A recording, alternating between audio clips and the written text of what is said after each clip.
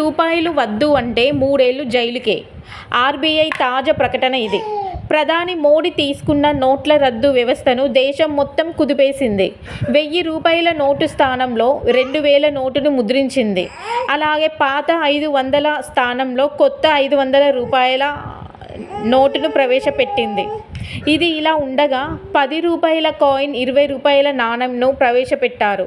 కాగా కొన్ని ప్రాంతాల్లో వాటిని తీసుకోవడానికి వ్యాపారాలు నిరాకరిస్తున్నారు.